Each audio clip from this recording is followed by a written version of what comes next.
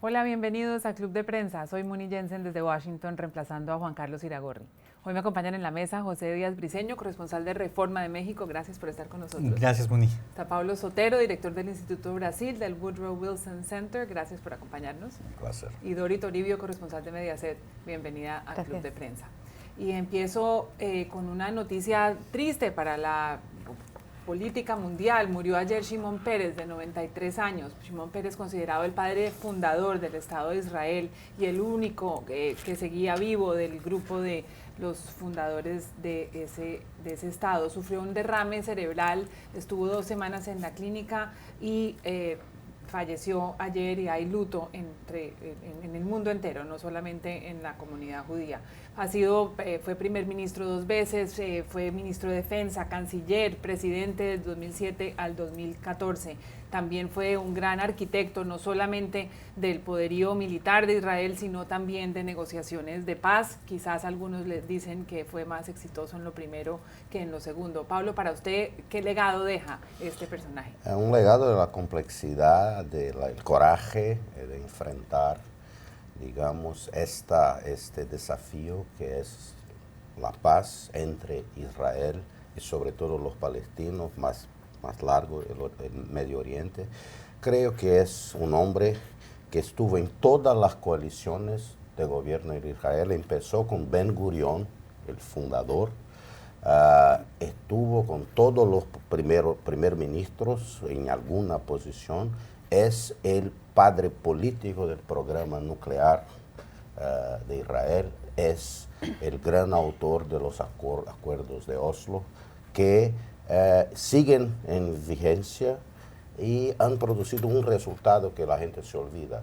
El terrorismo entre israelíes y palestinos ha disminuido. Hoy hay una paz tácita entre ellos. Pepe, 70 años como figura pública en el Medio Oriente y en el mundo. Sí, realmente, como dice Pablo, su vida es un espejo de todo el desarrollo del Estado israelí.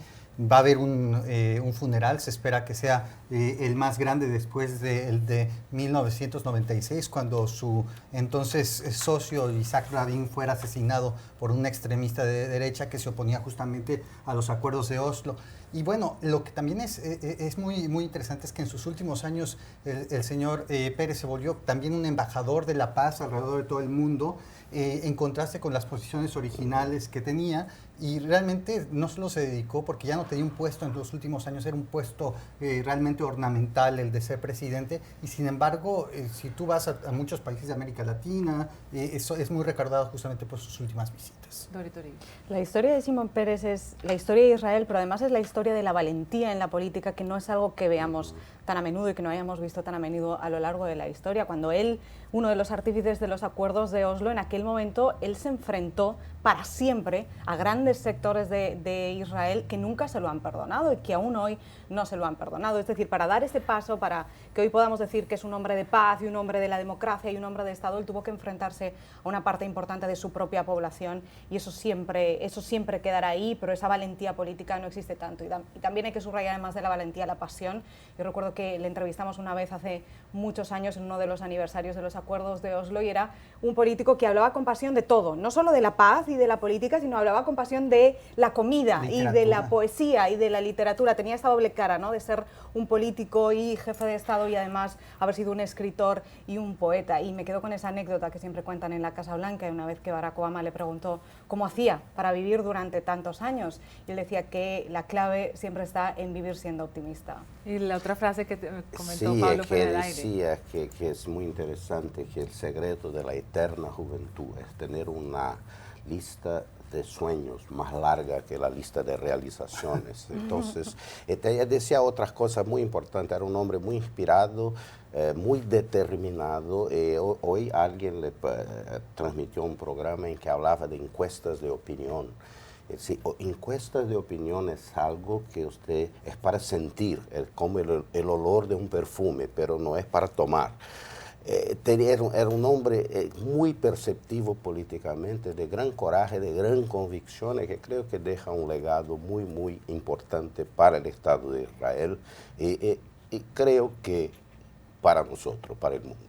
Pasando de la grandeza a lo mundano y justo sobre las encuestas, Donald Trump, quien para la mayoría de los analistas fue el gran derrotado en este primer debate televisivo que se llevó a cabo esta semana en la Universidad de Hofstra en Nueva York, está intentando recuperarse, está intentando un poco ir a la ofensiva para reparar lo que se considera un daño político que se hizo en este debate, que por cierto salieron cifras que más de 80 millones de norteamericanos lo vieron, es decir, 81 millones rompió el récord del debate más visto en los últimos años. Fue a una manifestación, Donald Trump en la Florida, donde asistieron más o menos 10,000 personas y se mostró otra vez agresivo. Mencionó que él no había querido atacar en lo personal a Hillary Clinton porque tenía cierto, digamos, reticencia a meterse con su vida privada, pero luego procedió a meterse con su vida privada. Culpó al moderador, que estuvo prácticamente en silencio durante todo el debate, de deshonesto y de cargado, y lanzó una gran variedad de ataques. ¿Será que puede reponerse Donald Trump de esta derrota inicial? Creo que lo que se vio ayer es realmente un reflejo de exactamente por qué está fallando Donald Trump y por qué podría caer en las encuestas, y es algo que todavía está por verse, porque todavía no tenemos encuestas serias después del debate, pero básicamente es un desastre en su manera de responder. Dijo que el micrófono no funcionaba, que unas encuestas le daban la ventaja cuando son unas encuestas pues así muy malas de internet, y al final dijo que le pegará más duro a Hillary Clinton, y realmente lo que hoy sale, por ejemplo, en el New York Times es un decálogo de todos sus asesores, pues realmente cuestionando su preparación para el debate, que fue prácticamente nula.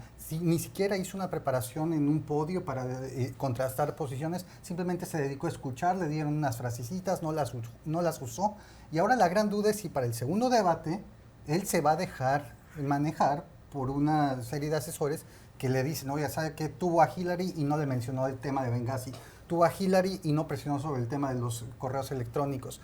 ¿Por qué no aprende a debatir? Pero eso no necesariamente es algo que está en los alambres adentro de no aprende o no tiene la disciplina necesaria para ser líder, para el ejercicio del liderazgo. Y la decisión que ha hecho de atacar, por ejemplo, volver al tema de la ex Miss Universo de Venezuela, que Hillary lo usó para provocar y consiguió provocar. Ahora, el hecho de que siga usando esto, que es algo realmente sexista y racista, etcétera, es cálculo político. A partir de este momento, todo lo que se dice ahí es calculado. Creo que los asesores de Trump decidieron que una forma para ofender bastante a los hispánicos tal vez sea la mejor manera de movilizar votos de los blancos, que tienen que movilizar. Yo creo que no hay cosas aquí que se diga por sentimiento, etc. Y lo mismo del otro lado. Creo que a partir de ahora se trata de movilizar electores en grupos específicos, en estados específicos, porque la pelea sigue bastante apretada. Yo creo personalmente que Hillary Clinton va a ganar el voto popular y los votos electorales, que son los que cuentan, los 270, pero aquí no hay, no nos dejemos iludir por estas cosas de que dijo, no dijo. Trump es Trump, Hillary es Hillary, van a seguir. En los próximos debates creo que tendrán mucho menos impacto y mucho menos importancia do que el primero. Doris, se refirió Pablo al caso de Miss Universo, de la antigua Miss Universo venezolana Alicia Machado, que en los últimos días ha dado mucho de qué hablar después de publicar en varios medios, incluso en una pauta publicitaria, su testimonio de lo que fue ser una Miss Universo en el primer año en que compró el reinado Donald Trump, el maltrato que sufrió, le decía Miss Piggy, se burlaba por ser hispana, y ella, que ganó peso durante el año de reinado, fue constantemente acosada y criticada por Donald Trump. Parece haber tenido bastante impacto y haber generado una gran indignación entre las mujeres y entre la población en general este ataque de Donald Trump hacia ella. Y además se va a seguir hablando mucho de este asunto porque les interesa a los dos. Le interesa a Donald Trump que se siga hablando de esto porque así nadie habla de sus impuestos y de la declaración de la renta y de esa afirmación en el debate de que él era listo por no pagar los impuestos, que dejó caer que puede ser que una parte de esos impuestos federales no los esté pagando y de ahí que no publique su declaración de la renta. Y evidentemente es un arma política muy potente para la campaña de Hillary Clinton, que lo han hecho muy bien. Siempre en los debates hay un momento fundamental que es el que consigue calar a la ciudadanía, que es el que después se habla. Y de Alicia Machado se ha estado hablando ayer, yo haciendo la compra, estaban las personas delante de mí hablando de ese caso, en la fila, esperando para pagar. Es decir, eso es un éxito de la campaña, cuando uno consigue colocar una historia, un mensaje que cala tanto, y este mensaje ha calado mucho porque casi ejemplifica todos los puntos débiles de Donald Trump, que está atacando a una mujer latina, inmigrante, y además de la manera que lo hace siempre, que sería humillando, con este carácter de bully, a una persona solamente por su apariencia, por su físico, y después, cuando se le pilla en la mentira, como ocurrió en el debate, su estrategia no es decir, bueno, esto ocurrió hace 20 años, lo siento mucho, pude hacerlo mejor, no, le da la vuelta, sigue sin disculparse y continúa redoblando los ataques como está haciendo ahora contra Alicia Machado. Y rápido, coincido con Pablo, con Dori, pero también hay que decir que no solo es una arma de la campaña de Hillary para atraer, digamos, el voto hispano, no, es para atraer, como ya hemos discutido en otras mesas, ese voto de educado blanco que ve a Trump como alguien que no está decidido y que ve a Trump como alguien que realmente no tiene la calidad moral. Entonces es un ataque realmente bien estudiado de la campaña de Hillary para atraer esos votos indecisos. Dori, pero usted que es aficionada a los debates y vio todos los debates de las primarias republicanas donde Donald Trump realmente triunfó y uno tras otro empezó a derrotar a sus rivales, ¿qué cambió en esta ocasión? Bueno, primero que es un debate presidencial y hay que prepararse, y Donald Trump no se preparó, ni siquiera se preparó en algo tan básico. Es decir, ellos, los dos candidatos, sabían que la pantalla iba a estar partida durante todo el debate, que son 90 minutos de pantalla partida, que es bien duro desde el punto de vista televisivo, del lenguaje televisivo. Es decir, tú vas a tener una cámara con un primerísimo primer plano sosteniendo tu cara durante 90 minutos, hables o no, de manera que todas tus reacciones van a estar en directo. Eso es algo que se preparó Hillary Clinton perfectamente y estaba relajada, mirando a un punto fijo, sonriente, tranquila, mientras hablaba Trump. A veces sonreía, a veces se reía directamente como despreciando, pero Donald Trump no. Donald Trump tenía la mirada perdida, estaba nervioso, estaba siempre enfadado, ceño fruncido, porque no había practicado algo tan elemental como es la pantalla partida. Su campaña ha dicho que él no quiso prepararse para el debate porque él quiere ser auténtico y quiere ser original. Pero un debate presidencial son 90 minutos de espectáculo televisivo que hay que prepararse porque es un nivel mucho más alto, primero, que los debates de las primarias, y segundo, la táctica en las primarias con 17 contrincantes es llamar la atención. ¿Quién ataca más? ¿Quién hace lo más polémico para conseguir sobresalir con el resto de tus contrincantes? Pero en un cara a cara, con una persona con tanta experiencia en debates y en política como Hillary Clinton, uno no puede permitirse no prepararse. Y Hillary ganó no porque sea mejor, porque sabemos que a ella los debates tampoco se le dan especialmente bien, es porque se preparó muchísimo más, supo cómo tocarle el botón a Donald Trump para que saltara, él entró en todos los anzuelos que ella le puso, supo hacer que saliera ese hombre que interrumpe constantemente al moderador y a la rival, de manera que el espectador está totalmente incómodo porque es absolutamente maleducado. Al final es como resulta en un debate. Esa es la clave, no se preparó. Pablo, pero ¿hará la diferencia? El debate claramente lo ganó Hillary Clinton, pero como decía ayer una columna en New York Times, ¿esto contribuirá a correr las fronteras o simplemente a ahondar las fronteras que ya existen entre un candidato y otro? Creo que los que están convencidos estarán aún más convencidos de sus decisiones. Y los indecisos tienen ahí la oportunidad. Esto es todo para los que no están definidos. Yo creo que hay un cálculo de la parte de Hillary a provocar esto porque hay que movilizar más votos femeninos en estos 10 estados, más votos de jóvenes. Y yo creo que es esto, el hecho de que Trump, conteste a esto, significa o bien que no comprende el juego, o bien que lo comprende muy bien y cree que puede movilizar votos de blancos conservadores. Yo creo que no hay inocentes en esta cosa, pero la esencia es que creo que la propuesta de Hillary, que sigue con problemas para presentar, yo creo que es la que es más aceptable para la mayoría de los americanos. Ahora, otra vez, no hay elección nacional en Estados Unidos, son elecciones de estados que se deciden por márgenes muy pequeñas en 10 estados.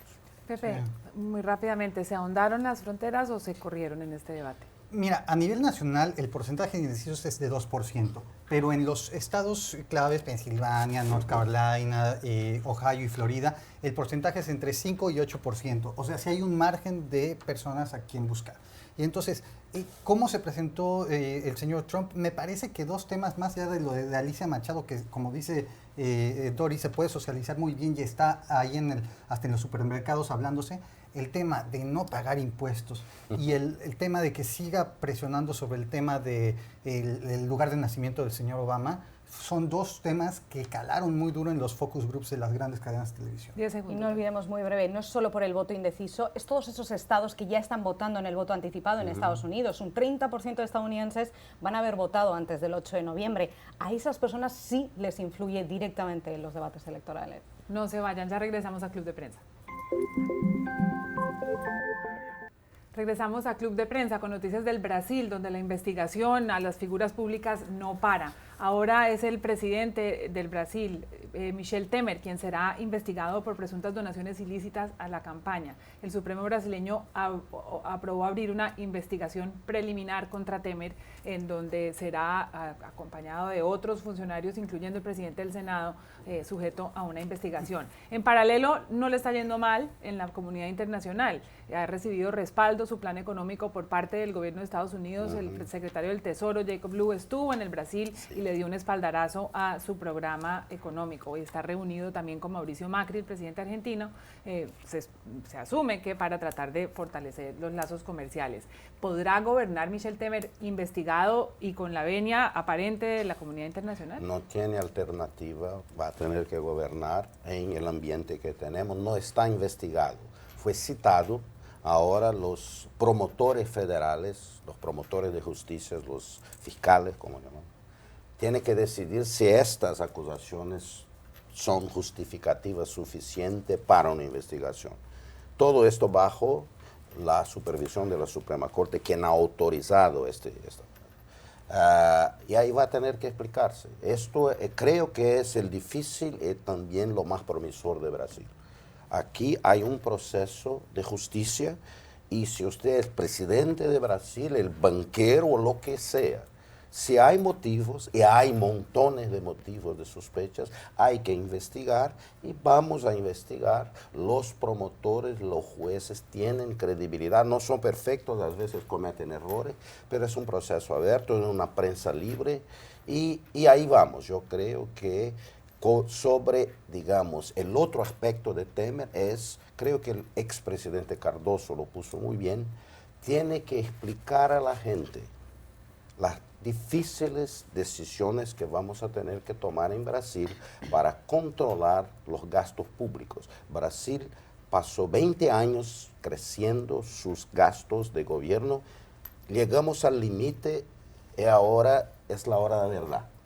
Y vamos a tener, y él es el presidente que está ahí, y cabe a él hacer esto. Yo creo que lo va a hacer, hay apoyo suficiente, pero hay que dialogar con los brasileños, explicarles, porque no hay alternativa. Pepe.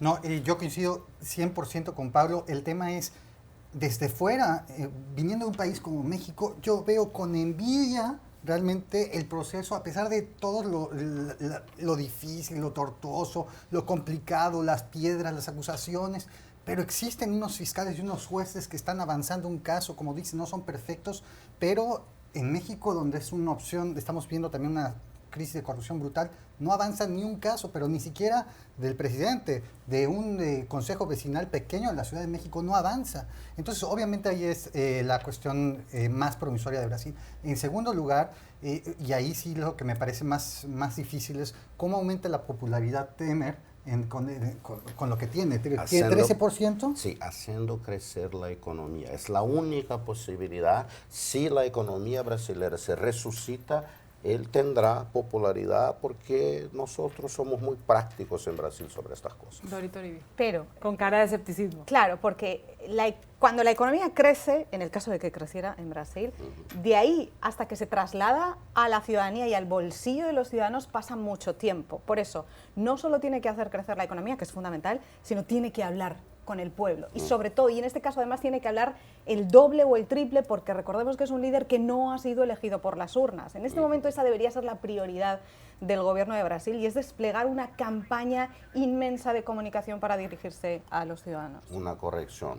Ha sido elegido como vicepresidente, tuvo lo mismo número de votos de la señora Dilma Rousseff. Yo no voté para Dilma, por tanto yo no voté para Temer. Todos los que votaron para Dilma votaron para Temer, como en Estados Unidos. Todos los que votaron para Obama votaron para Biden.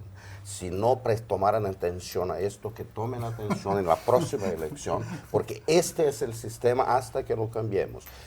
Pero usted tiene razón, el reto del señor Temer es el reto del líder. Tiene que explicar a la gente, respetar a la gente brasileña y explicarle lo que hay que hacer. Lo que hay que hacer es muy difícil, porque hay que cortar los beneficios y aumentar las obligaciones. Pero ¿tiene realmente los oficios de ser líder? O sea, si no tiene, va a tener que adquirirlo muy rápidamente, pero como dijo Dori, tiene un año y 3 meses para hacer la mágica. No se vayan, ya regresamos a Club de Prensa. Regresamos a Club de Prensa, se nos acabó el tiempo. Gracias por acompañarnos, José Díaz Briceño, Pablo Sotero y Dori Toribio. Y a ustedes los esperamos mañana en este programa.